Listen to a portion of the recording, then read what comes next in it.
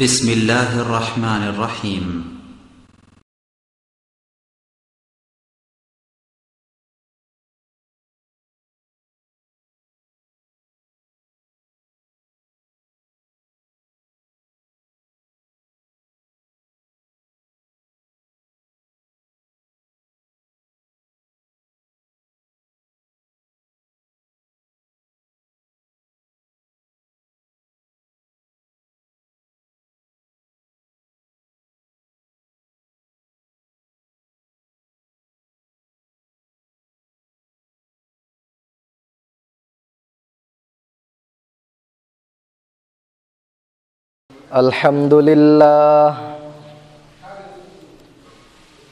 الحمد لله نحمده ونستعينه ونستغفره ونؤمن به ونتوكل عليه ونعوذ بالله من شرور أنفسنا ومن سيئات أعمالنا من يهده الله فلا مضل له ومن يضلله فلا هادي له وأشهد أن لا إله إلا الله وحده لا شريك له وأشهد أن محمدًا عبده ورسوله أرسله بالحق بشيرا ونذيرا وداعيا إلى الله بإذنه وسراجا منيرا أما بعد فإن خير الحديث كتاب الله وخير الهدي هدي محمد صلى الله عليه وسلم وشر الأمور محدثاتها وكل محدثة بدعة وكل بدعة ضلالة وكل ضلالة في النار أعوذ بالله من الشيطان الرجيم بسم الله الرحمن الرحيم قاف والقرآن المجيد بل عجبوا أن جاءهم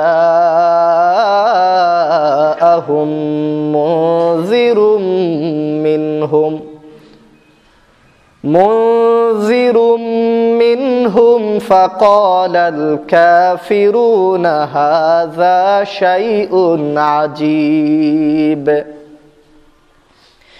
أإذا متنا وكنا ترابا ذلك رجع بعيد قد علمنا ما تنقص الأرض منهم وعندنا كتاب حفيظ بل كذبوا بالحق لما جاءهم فهم في أمر مريج وقال الله تعالى في كلامه المجيد وفرقانه الحميد أعوذ بالله من الشيطان الرجيم ووضع الكتاب فترى المجرمين مشفقين مما فيه ويقولون يا ويلتنا ما لهذا الكتاب মা লিহাযাল কিতাবি লা ইউগাদিরু সাগীরাতাও ওয়ালা কাবীরাতান ইল্লা আহসাহা ووجدوا ما عملوا حاضرا ولا يظلم ربك أحدا وقال النبي صلى الله عليه وسلم ألا كلكم راع ومسؤول عن رعيته إلى آخر الحديث। উপস্থিত আজকের এই পবিত্র জুমার দিনে সম্মানিত মুসল্লিয়ানে কেরাম, শুরুতেই কৃতজ্ঞতা আদায় করি সেই রব্বুল আলামিনের দরবারে, যে রব্বুল আলামিন আমাদেরকে অসংখ্য অগণিত নিয়ামত দিয়ে ঢেকে রেখেছেন, যে রব্বুল আলামিন আমাদেরকে উজ্জ্বলতম জীবন ব্যবস্থা সামনে দিয়েছেন, যে রব্বুল আলামিন সর্বশেষ ও সর্বশ্রেষ্ঠ মহামানব মুহাম্মদ রাসূলুল্লাহ সাল্লাল্লাহু আলাইহি ওয়াসাল্লামকে আমাদের ইমিডিয়েট নবী হিসেবে যে রব্বুল আলামিন নিয়ামতটুকু দিয়েছেন তার শুকরিয়া আদায় করি আলহামদুলিল্লাহ।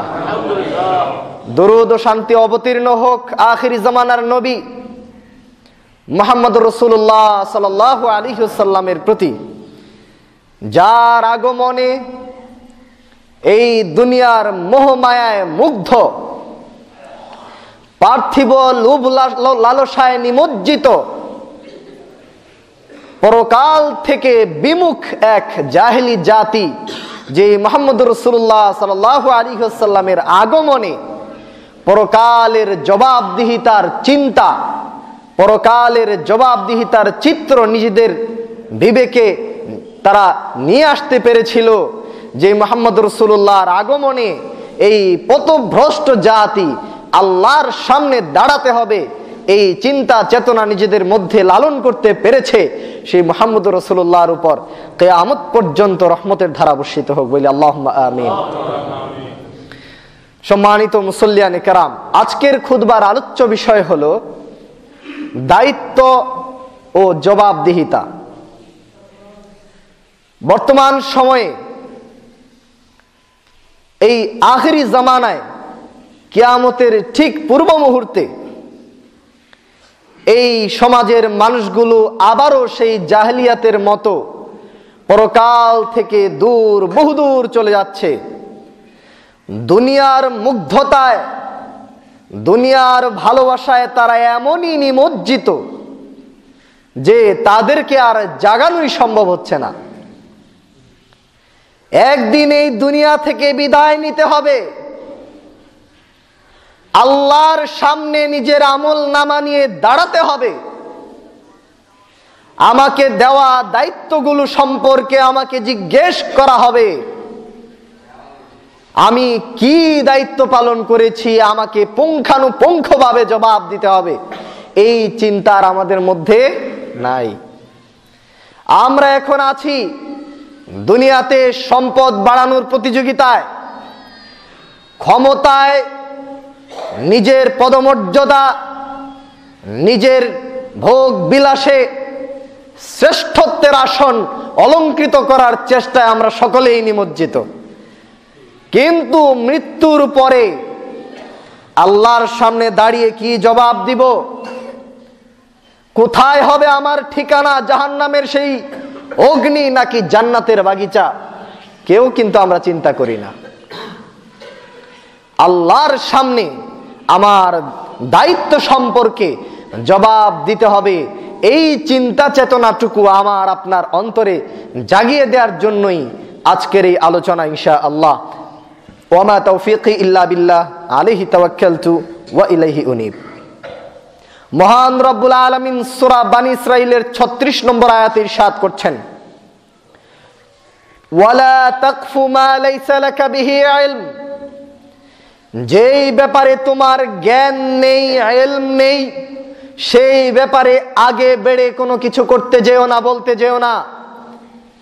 ইন্নাস সামা, নিশ্চয়ই শ্রবণ শক্তি, ওয়াল বাসারা, দৃষ্টি শক্তি, ওয়াল ফুআদা, এবং অন্তর, কুল্লু উলাইকা কানা আনহু মাসউলা, এই প্রত্যেকটিকেই নিজ নিজ দায়িত্ব কোন কাজে ব্যয় করেছে, কোন কাজে এগুলোর ব্যবহার করেছে, প্রত্যেকটির ব্যাপারে জিজ্ঞেস করা হবে। আজকে চোখ দিয়ে আপনি কি শুনছেন, কি দেখছেন, কান দিয়ে আপনি কি শুনছেন, আল্লাহর সামনে জবাব দিতে হবে। আজকে আপনি রাস্তাঘাটে, ঘরে, বাড়িতে, বাজারে, সব জায়গায় গান বাজনার যত হারাম সুর আজকে প্রতিনিয়ত আমাদের কানে বেজে উঠছে। আজকে যেন কানে আঙ্গুল দিয়েও নিজের ঈমান রক্ষা করার সুযোগ নেই। সমাজের এই ভয়াল চিত্র আজকে আমাদের সামনে ভাসছে। বাসা বাড়িতে যখন বক্সের ভিতরে ধুম ধুম গান বাজনার আওয়াজ আপনার সন্তানরা বাজাচ্ছে, আপনি কেমন ঈমানদার? আপনার অন্তরকে একটুও কেঁপে ওঠে না? আজকে রাস্তাঘাটে ইচ্ছায় অনিচ্ছায় মুমিনদের ঈমান নষ্ট হচ্ছে, অশ্লীলতায় ছেয়ে গেছে গোটা দেশ। রাস্তায় বের হতেই নগ্ন চিত্র চোখের সামনে। আপনি কোথায় যাবেন? বাসে উঠেও শান্তি নেই, উলঙ্গপনা, বেহায়াপনা আপনার সামনে। কোথায় যাবেন আজকে? বাজারে যাবেন বাজার করতে, মার্কেটে যাবেন কেনাকাটা করতে, কোনো সুযোগ নাই। অনিচ্ছা সত্ত্বেও চোখের সামনে এমন দৃশ্য ভেসে ওঠে, দেখে মনে হয় এই দুনিয়াতে থাকার চাইতে ঈমানের সাথে আল্লাহর কাছে চলে যাওয়া মনে হয় ভালো। আজকে ঈমান নিয়ে বেঁচে থাকা দায়। এই মূর্খ, অবহেলিত, মূর্খ, পরকাল বিমুখ জাতি আল্লাহর সামনে দাঁড়াতে হবে, জবাব দিতে হবে, এ কথার চিন্তাও করে না। মহান রব্বুল আলামিন কোথায় বলছেন জেনে রাখো, ইন্নাস সামা ওয়াল বাসারা ওয়াল ফুআদা কুল্লু উলাইকা কানা আনহু মাসউলা। কি ভেবেছো? চোখ দিয়ে কি দেখছো, কান দিয়ে কি শুনছো, অন্তর দিয়ে কি চিন্তা করছো, তোমার বিবেক দিয়ে তুমি কি করছো? দিন বুঝার চেষ্টা করছো কিনা, আল্লাহকে চিনার চেষ্টা করছো কিনা? আল্লাহ তাআলা কি তোমাকে জিজ্ঞেস করবেন না? অবশ্যই জিজ্ঞেস করবেন। ইন্না মানে হচ্ছে অবশ্যই, অবশ্যই, নিশ্চিতভাবে তাকিদ দিয়ে আল্লাহ রাব্বুল আলামিন বলেছেন তিনি ছাড়বেন না, জিজ্ঞেস করবেন। সূরা আম্বিয়ার 1 নম্বর আয়াতে আল্লাহ রাব্বুল আলামিন বলছেন, ইকতারাবা লিন-নাসি হিসাবুহুম ওয়া হুম ফি গাফলাতিন মুরিদুন। আল্লাহ রাব্বুল আলামিন খুব সুন্দরভাবে আমাদের অবস্থা তুলে ধরে বলছেন, মানুষের হিসাব নিকাশের দিন, মানুষের কিয়ামতের মাঠের জবাবদিহিতার দিন খুব সন্নিকটবর্তী হয়ে গেছে। ওয়া হুম ফি গাফলাতিন মুরিদুন, কিন্তু তাদের অবস্থা কি? তারা উদাসীনতায় মত্ত, এ ব্যাপারে তারা কোনো চিন্তাই করে না। আজকে দেখুন, যে মানুষটি ঘর থেকে বের হয়েছে, বাজারে যাবে, আয় রোজগার করবে, তার ইচ্ছা আছে, স্বপ্ন আছে, অনেকটা নিশ্চিত ধরে নিয়েছে সে বাড়িতে ফিরবে, পরিবার পরিজনের মুখ দেখবে। প্রতিমধ্যেই মালাকুল মউত আল্লাহর আদেশে তার মৃত্যু নিয়ে হাজির হয়ে গেছে।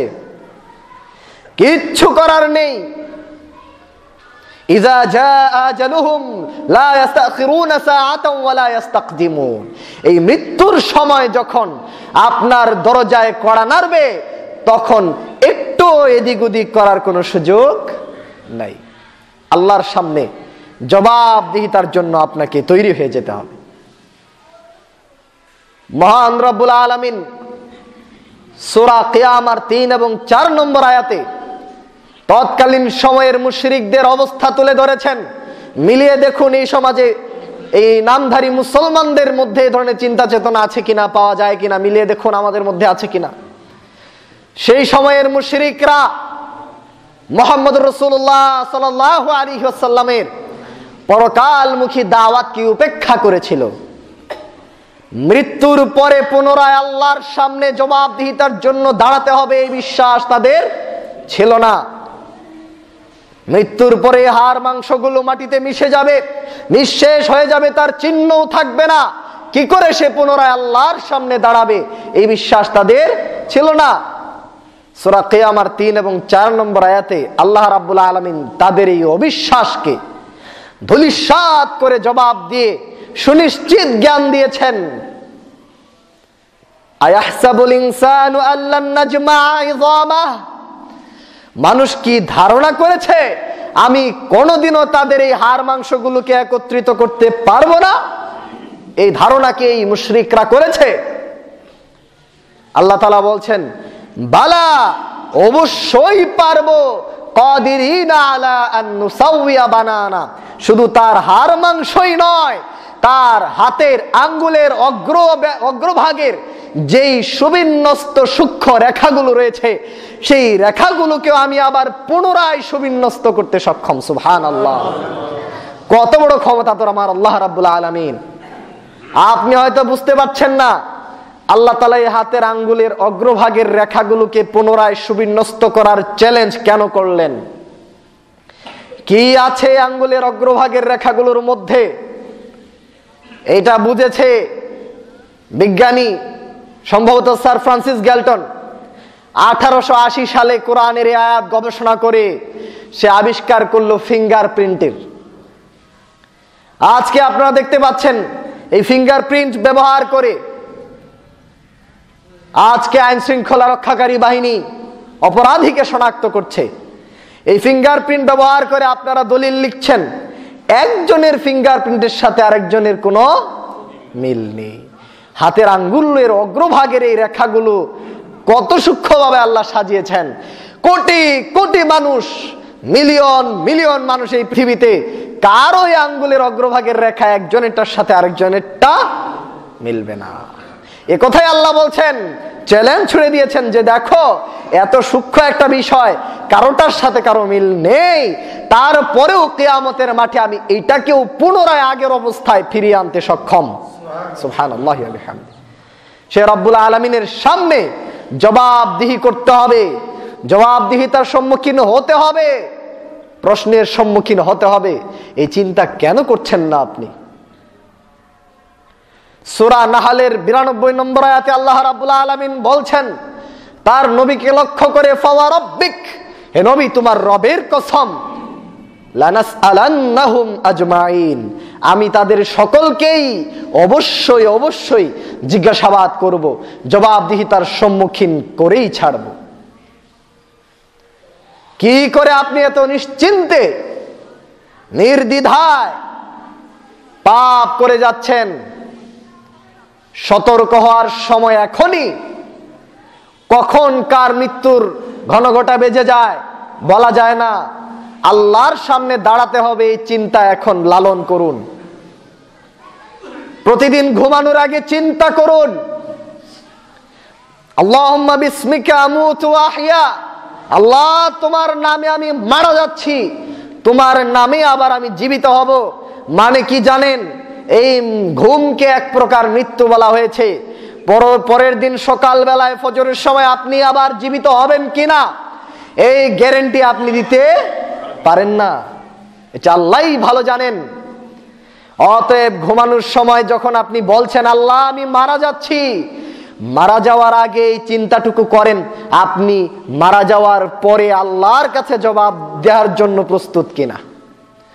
প্রতিদিন ঘুমানোর আগে চিন্তা করুন আপনার মাধ্যমে কারো কোনো ক্ষতি হয়েছে কিনা, আল্লাহর কোনো হক পাপ আপনি করেছেন কিনা। ঘুমানোর আগেই তওবা করুন। এই যে আপনি বলছেন আমি তোমার নামে মারা যাচ্ছি, আবার জীবিত হবেন কিনা তার কোনো গ্যারান্টি নেই। প্রতিদিন প্রতিটি মুহূর্তে আপনার মনে রাখা উচিত আমি কখন আল্লাহর কাছে চলে যাব আমি নিজেও জানি না। আমার উচিত সদা সর্বদা আল্লাহর সামনে দাঁড়ানোর জন্য আনন্দ চিত্তে, সন্তুষ্ট চিত্তে আল্লাহর সামনে দাঁড়ানোর জন্য প্রস্তুত থাকা। এটাই হচ্ছে জ্ঞানী মুমিনের কাজ। উদাসীনতায় আজকে ভেসে যাচ্ছে সব। কিয়ামতের মাঠে আপনার আমল নামা আল্লাহর সামনে ওজন করা হবে। আপনার যেই পরিস্থিতি হবে, যদি নেকির পাল্লা ভারী হয় আলহামদুলিল্লাহ, আর যদি পাপের পাল্লা ভারী হয়ে যায় কি অবস্থা হবে তখন আপনার? সূরা আরাফের 9 নম্বর আয়াতে আল্লাহ রাব্বুল আলামিন বলছেন, ওয়াল ওয়াজনু ইয়াউমাইযিনিল হক, কিয়ামতের মাঠে মানুষের নেকি এবং পাপের যে ওজন হবে, এই ওজন হওয়ার ব্যাপারটি হক, চিরসত্য।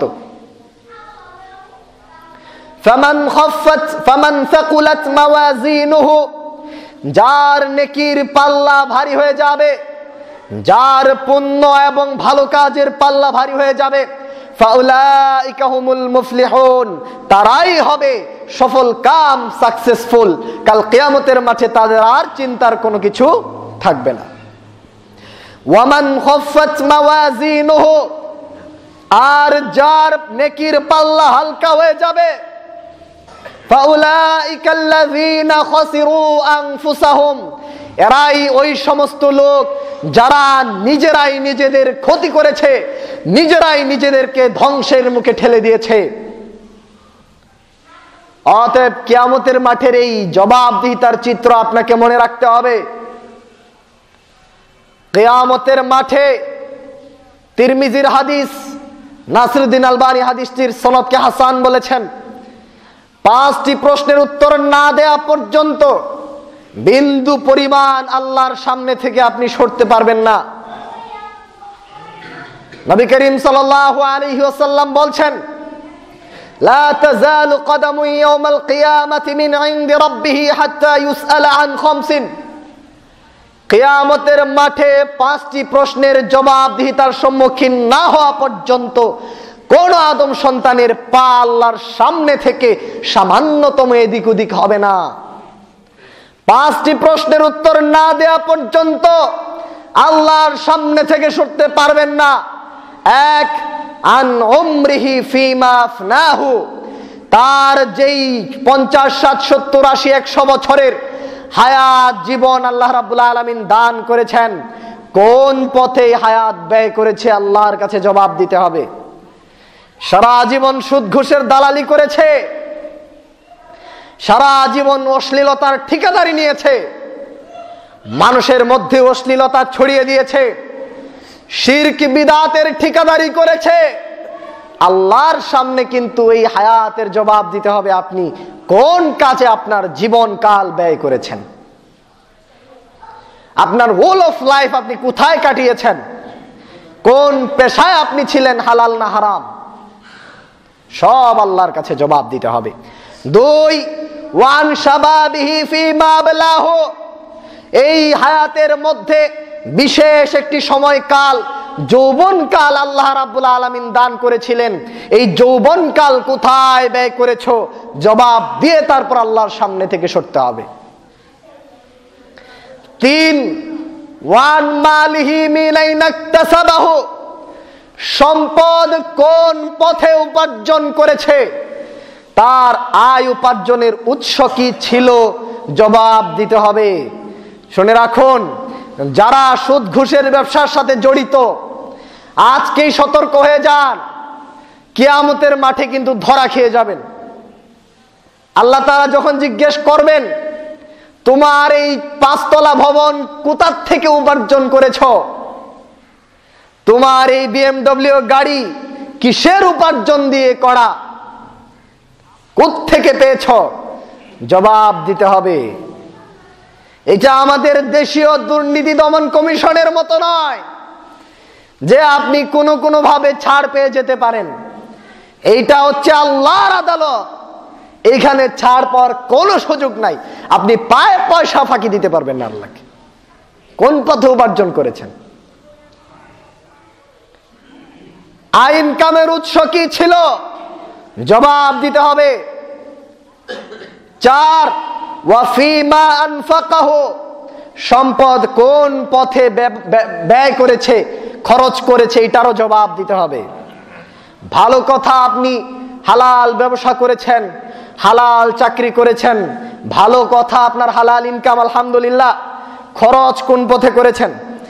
আপনি দেখতে পাচ্ছেন আপনার ছেলে আপনার চোখের সামনে আপনার পকেটের টাকা হাতিয়ে নিয়ে এসে অশ্লীলতায় মেতে আছে, গার্লফ্রেন্ড নিয়ে ঘুরছে, ডেটিং করছে, নানাবিধ হারাম কাজে সে লিপ্ত, আপনার টাকা খরচ করছে, আপনি চোখে দেখতে পাচ্ছেন।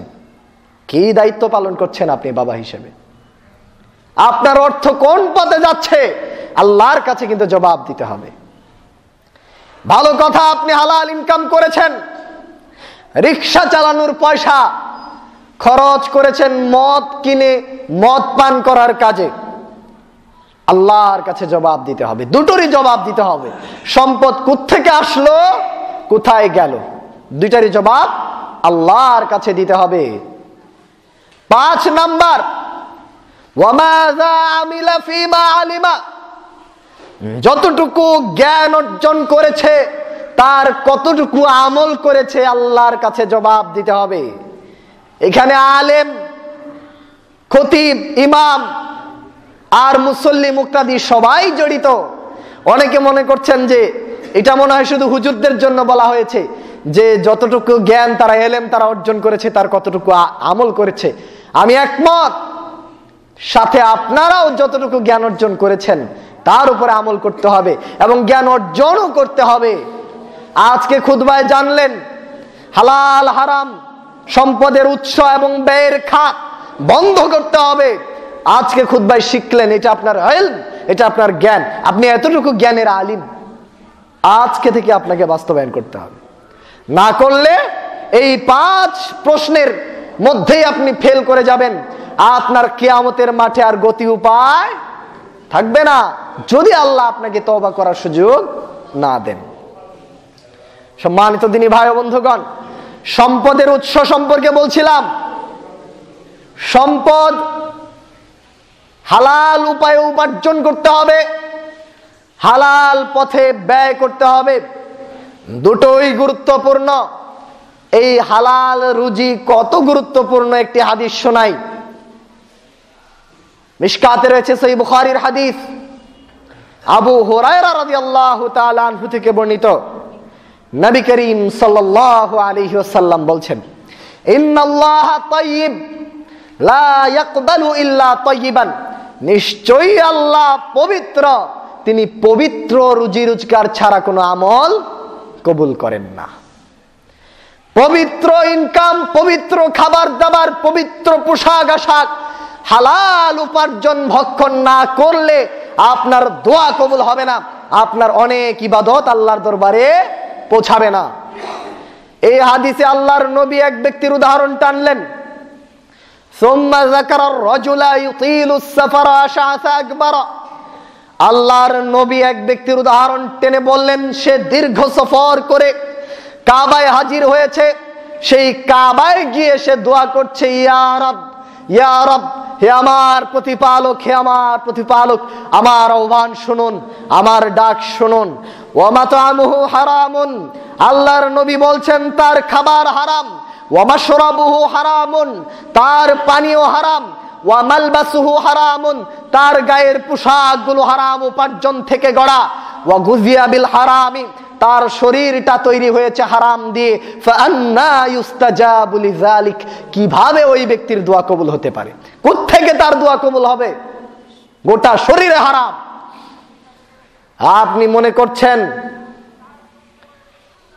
সুদ ঘুষের টাকা দিয়ে ব্যাংক ব্যালেন্স করে আপনি সেখান থেকে হজ করে ফেললেন, আপনার পিছনে সব গুনাহ মাফ হয়ে গেল? হজ করলে পিছনের সকল গুনাহ খাতা ক্ষমা হয়ে যায়, কথা সত্য। হারাম টাকা দিয়ে হজ করলে সে হজ কবুল হবে না। দান করলে নেকি পাওয়া যায়, কথা সত্য। হারাম উপার্জন থেকে দান করলে পয়সার নেকি পাবেন না, এ কথাও সত্য। অতএব হালাল উপার্জনের চেষ্টা করুন, হালাল পথে ব্যয় করার চেষ্টা করুন। সম্মানিত দিনী ভাই ও বন্ধুগণ, আল্লাহর সামনে জবাবদিহিতার সম্মুখীন সকলকেই হতে হবে, সে চিত্রই আমি আপনাদের সামনে তুলে ধরছিলাম। মহান রব্বুল আলামিন কাল কিয়ামতের মাঠে আপনাকে আমাকে যখন জবাবদিহিতার সম্মুখীন করবেন, আপনাকে আমাকে যখন বিচারের কাঠগড়ায় দাঁড় করাবেন, ভয়ঙ্কর কিছু পদ্ধতি অনুসরণে তিনি কিন্তু আপনাকে পাপী হিসেবে সাব্যস্ত করে তারপর কিন্তু জাহান্নামে দিবেন। সেটাই হচ্ছে জবাবদিহিতার চিত্র। আপনি দুনিয়াতে পাপ করেছেন, কেউ দেখে নাই, রাতের অন্ধকারে নির্জন নিরিবিলি জায়গায় বসে একা আপনি পাপ করছেন। এখন তো উদাহরণ দেওয়া খুব সহজ। আপনার হাতে আছে অত্যাধুনিক ডিভাইস, সেই অত্যাধুনিক ডিভাইস ব্যবহার করে ইন্টারনেটে ঢুকলেন, যত হারাম ওয়েবসাইট আছে সেগুলো ঘুরে ঘুরে অশ্লীল বেহায়াপনা নগ্ন ছবিগুলো আপনি দেখলেন। কেউ দেখে নাই, কেউ জানে না। অন্ধকার রজনী আপনি একা নীরবে নিবৃত্তে নির্জনে, আল্লাহ রাব্বুল আলামিন কিন্তু ঠিকই দেখেছেন। কিয়ামতের মাঠে আপনার এই অজানা না জানা মানুষের কাছ থেকে লুকানো পাপগুলো আল্লাহ রাব্বুল আলামিন তুলে ধরতে পারেন, জবাবদিহিতার সম্মুখীন করতে পারেন। তার একটি চিত্র হলো, আপনি যেই কাজ, যে পাপ করেছেন তা আকার আকৃতি ধারণ করে আপনার সামনে চলে আসবে। সূরা জিলজালের 7 এবং 8 নম্বর আয়াতে আল্লাহ রাব্বুল আলামিন বলছেন, ফামান ইয়া'মাল মিসকালা যাররাতিন খায়রান ইয়ারাহ, যেই ব্যক্তি সামান্যতম অনুপরিমাণ ভালো কাজ করবে কিয়ামতের মাঠে নিজের চোখে সেটি দেখতে পাবে। ওয়া মান ইয়া'মাল মিসকালা যাররাতিন শাররান ইয়ারাহ, একই ভাবে সামান্যতম পাপ অন্যায় কাজ যদি করে কিয়ামতের মাঠে তার নিজের পাপ নিজেই দেখতে পাবে। কি অবস্থা আপনার হবে তখন একটু ভেবে দেখুন। শুধু তাই নয়, আজকে এই জমিনে বসে আপনি পাপ করছেন, এই জমিনের যেখানে যেখানে পাপ করছেন, জমিনে কিন্তু কাল কিয়ামতের মাঠে আল্লাহর পক্ষ নিয়ে আপনার বিপক্ষে চলে যাবে। জমিন কিয়ামতের মাঠে তার কাছে থাকা সকল খবর বলে দিবে। সূরা জিলজাল 4 নম্বর আয়াত আল্লাহ বলছেন, ইয়াউমা ইযিন তুহাদ্দিসু আখবারাহা, সেই সময়ের কথা স্মরণ করো যেই দিন, ইয়াউমা ইযিন সেই দিন, তুহাদ্দিসু আখবারাহা, জমিন তার মধ্যে থাকা সকল খবর, আখবার, সংবাদ একে একে করে আল্লাহ রাব্বুল আলামিনের সামনে তুলে ধরবে, বলে দিবে সেদিন আপনি কি করেছেন। শুধু তাই নয়, আজকে আপনার যেই নিজের একদম যত্ন করে রাখা অঙ্গ প্রত্যঙ্গগুলো, আপনার হাত, আপনার পা, আপনার শরীরের গুরুত্বপূর্ণ অঙ্গ প্রত্যঙ্গগুলো, যেগুলোকে আপনি নানা রকম যত্ন দিয়ে, আপনি নানা রকম চিকিৎসা দিয়ে সুস্থ করে রাখেন, আপনার ব্যবহার উপযোগী করে রাখেন, সেই অঙ্গ প্রত্যঙ্গগুলো কাল কিয়ামতের মাঠে আপনার বিপক্ষে চলে যাবে। সূরা ইয়াসিন 65 নম্বর আয়াত আল্লাহ রাব্বুল আলামিন বলছেন, আল ইয়াউমা নাখতিমু আলা আফওয়াহিহিম, আজকের বিচারের দিনে আমি তাদের মুখের মধ্যে তালাবদ্ধ করে দিব, তাদের মুখ বন্ধ করে দিব। ওয়া তুকাল্লিমুনা আইদিহিম, আমার সাথে কথা বলবে তাদের হাত। ওয়া তাশহাদু আরজুলুহুম বিমা কানু ইয়াকসিবুন, তাদের পা আমাকে সাক্ষী দিবে কি কি পাপ উপার্জন তারা দুনিয়াতে করেছে এই হাত পা ব্যবহার করে। সব আল্লাহর সামনে হাত পা বলে দিবে। আল্লাহর সামনে জবাবদিহিতার চিত্র কত ভয়ঙ্কর একটু চিন্তা করুন।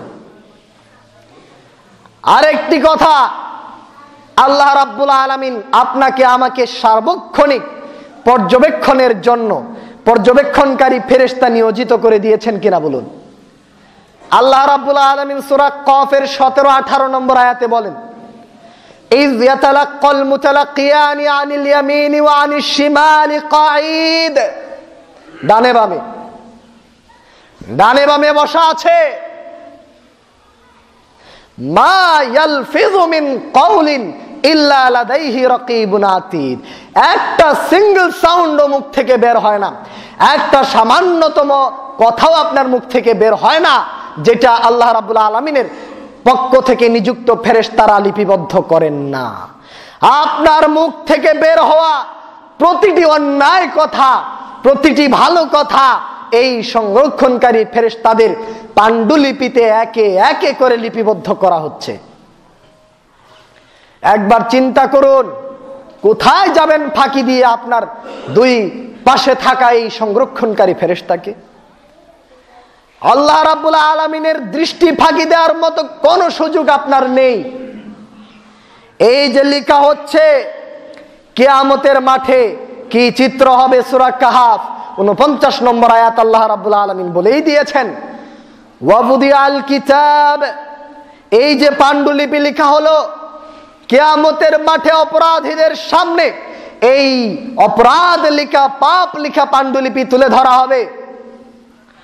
ফাতারাল মুজরিমিনা মুশফিকিনা মিম্মা ফিহ, হে নবী, ওই দিন পাপীদেরকে তুমি দেখতে পাবে, এই পাপ দেখে তারা ভীত সন্ত্রস্ত হয়ে যাবে, ভয়ে ভীত সন্ত্রস্ত হয়ে যাবে এবং বলবে ওয়ায়াকুলুন মা লিহাযাল কিতাব, এটা কেমন পাণ্ডুলিপি, কেমন কিতাব, লা ইউগাদিরু সাগীরাতান ওয়ালা কাবীরাতান ইল্লা আহসাহা, জীবনের ছোট থেকে বড় কোনো পাপ ছাড়ে নাই, প্রত্যেকটি পাপকে একে একে একে গুনে গুনে লিখে রেখেছে এই পাণ্ডুলিপিতে।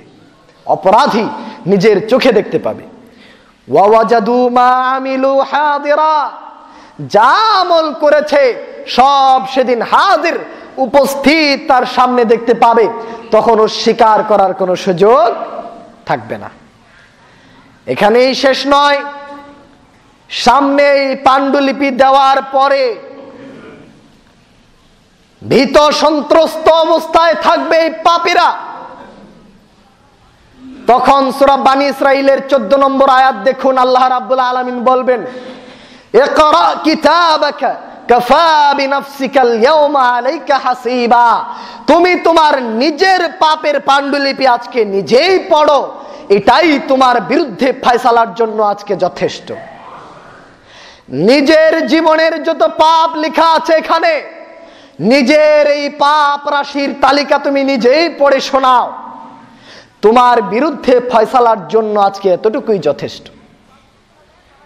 আল্লাহ রাব্বুল আলামিন আমাদের গুনাহ খাতা ক্ষমা করে কিয়ামতের মাঠের এই ভয়াবহ চিত্র থেকে মুক্তি লাভ করার তৌফিক দান করুন, আমিন। সম্মানিত দিনী ভাই ও বন্ধুগণ, আজকের এই দুনিয়াতে যেখানেই থাকেন না কেন, আপনি যদি হন পরিবারের কর্তা, আপনি যদি হন পরিবারের একজন কর্ত্রী, পরিবারের গৃহিণী, আপনি যদি হন এই পরিবারের একজন সন্তান, আপনি যদি হন কোন অফিসের কর্মচারী, অফিসার, যে যেখানে আছেন সকলকে নিজের নিজের জায়গা থেকে সচেতন থাকার আহ্বান করছি। সহিহ বুখারী 2409 নম্বর হাদিস, রাসূলুল্লাহ সাল্লাল্লাহু আলাইহি ওয়াসাল্লাম বলছেন, কুল্লুকুম রাইন ওয়া মাসউলুন আন রাইয়াতি, everybody is responsible and will be asked about his duty, প্রত্যেকটি মানুষই তার নিজ নিজ জায়গা থেকে দায়িত্বশীল, তাকে তার দায়িত্ব সম্পর্কে কিয়ামতের মাঠে জবাব দিতে হবে। আল্লাহর নবী বলছেন, ওয়ার রাজুলু রাইন ফি আহলিহি, একজন ব্যক্তি তার পরিবারের লোকজনের উপরে দায়িত্বশীল, এই পরিবার সে কিভাবে পরিচালনা করছে, তার স্ত্রীর হক ঠিকমতো আদায় করছে কিনা, সন্তানের হক ঠিকমতো আদায় করছে কিনা, সন্তানকে সুশিক্ষায় শিক্ষিত করছে কিনা, সন্তানকে অপরাধের পথে ঠেলে দিচ্ছে কিনা, জবাব তাকেই দিতে হবে। ওয়াল মারআতু রাইয়াতুন ফি বাইতি যাওজিহা, একজন নারী তার স্বামীর বাড়িতে দায়িত্বশীল, স্বামীর দায়িত্ব ঠিকমতো পালন করছে কিনা, সন্তানকে সে ঠিকমতো দেখাশোনা করছে কিনা, পরিবারের আমানত সে রক্ষা করছে কিনা, নিজের ইজ্জতের সংরক্ষণ দায়িত্ব সে পালন করছে কিনা, আল্লাহর সামনে তাকে জবাব দিতে হবে। ওয়াল আবদু রাইন ফি মালি সাইয়্যিদিহি, একজন কর্মচারী সেও তার যেই অফিসের বস আছে তার অধীনে সেও কিন্তু দায়িত্বশীল। বস তাকে যেই দায়িত্ব দিয়েছে সেই দায়িত্ব সে ঠিকমতো আদায় করছে কিনা, দায়িত্ব অবহেলা খেয়ানত করছে কিনা, আল্লাহর কাছে জবাব দিতে হবে। ছোট থেকে ছোট কোনো বিষয়কে ছোট মনে করবেন না। আপনার উপরে দুনিয়াতেও যেই দায়িত্বভার দেওয়া হয়েছে, মানুষের হকগুলো ঠিকমতো আদায় করতে হবে। রাবি বলছেন, আমার মনে হচ্ছে আল্লাহর নবী কোথাও বলেছিলেন আর একজন ছেলে তার বাবার সম্পদের ব্যাপারেও দায়িত্বশীল, তাকেও এ ব্যাপারে জিজ্ঞেস করা হবে। বাবা অর্থবিত্তওয়ালা, ছেলেকে পড়তে দিয়েছে কলেজ ইউনিভার্সিটিতে, মাসে মাসে বিপুল পরিমাণে টাকা ছেলেকে দিচ্ছে, ছেলেও নিত্য নতুন মিথ্যা বায়না বাবার সামনে দাঁড় করিয়ে বসে আছে, বাবা আমার এটা লাগবে ওটা লাগবে। মূলত মিথ্যা, সে বাবার সম্পদ অন্যায়ভাবে অশ্লীলতার পথে ঠেলে দেওয়ার জন্য, খারাপ পথে ব্যবহার করার জন্য ফোন দিয়ে আসছে। এই সন্তানকেও বাবার সম্পদের অপব্যবহারের জন্য, বাবার সম্পদের এই ভুল পথে ব্যবহারের জন্য জবাব দিতে হবে। সকলেই সকলের জায়গা থেকে দায়িত্বশীল। এই দায়িত্ব বুঝে নিন। আপনাকে আল্লাহ রাব্বুল আলামিন যে নিয়ামত দিয়েছেন, প্রত্যেকটি নিয়ামতের ব্যাপারে আপনি দায়িত্বশীল। এই দায়িত্ব বুঝে নিন। কিয়ামতের মাঠে আপনাকে এই দায়িত্ব সম্পর্কে জবাব দিতে হবে। আজকে সালাত আদায় নিয়ে অবহেলা আজকে আমাদের সমাজে। আজকে আমার মনে হচ্ছে প্রতিটি মসজিদেরই একই অবস্থা। জুমার দিনে আমরা যত মুসল্লি পাই, 5 ওয়াক্ত সালাতে কিন্তু আমরা সেই মুসল্লি পাই না। অনেকে বলবেন শুক্রবার ছুটি থাকে তাই আমরা সবাই বাসায় থাকি, মসজিদে আসি। অন্য সময় অফিসে থাকি, কর্মব্যস্ততায় থাকি, তাই আসতে পারি না, অন্য মসজিদে পড়ি। তাহলে আমার প্রশ্ন, ফজরের সালাতে কেন প্রথম কাতারও ভরে না? কেন? আমার মনে হয় এই জুমার সালাতে যতগুলো মুসল্লি আছেন, খুব কম বেশি না হলে 2-1 জন বাদ দিয়ে বাকি সবাই তো বাসায় থাকেন ফজরের নামাজের সময়। আমরা কেন আসতে পারি না? আজকে আমি নিজেকে সহ সকলকে নসিহত করছি, সালাতের ব্যাপারে পূর্ণ দায়িত্বশীল হন। নিজের ব্যাপারে, নিজের পরিবারের ব্যাপারে। কিয়ামতের মাঠে সর্বপ্রথম যেই প্রশ্ন আপনাকে করা হবে সেটা হচ্ছে সালাত।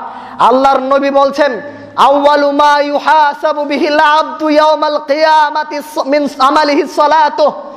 কিয়ামতের মাঠে বনি আদমের সর্বপ্রথম যেই প্রশ্ন করা হবে আল্লাহ রাব্বুল আলামিনের তরফ থেকে, সেটা হলো তার সালাত সম্পর্কে। ফাইন সালাহাত ফাকাদ আনজাহা, যদি তার সালাত ঠিকমতো হয়ে যায়, ফাকাদ আনজাহা ওয়া আফলাহ, তাহলে সে সফল কাম হয়ে যাবে।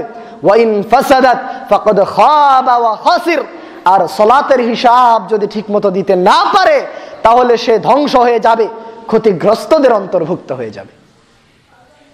সম্মানিত দিনী ভাই ও বন্ধুগণ, আজকের খুতবার যে আলোচ্য বিষয় ছিল নিজের দায়িত্ব এবং সেই দায়িত্বের ব্যাপারে জবাবদিহিতার কথা মাথায় রাখা, এই ব্যাপারটি সকলকেই উদাত্ত আহ্বান জানাবো। আসুন আমরা জীবনের প্রতিটি স্টেপে, সর্ব জায়গায়, সর্বসময় আল্লাহ রাব্বুল আলামিনের সামনে দাঁড়াতে হবে। নিজের এই দুনিয়ার মোহমায়া ত্যাগ করে আল্লাহর সামনে একদিন দাঁড়াতে হবে। এই চিন্তাটা আজকে আমরা মনে লালন করি।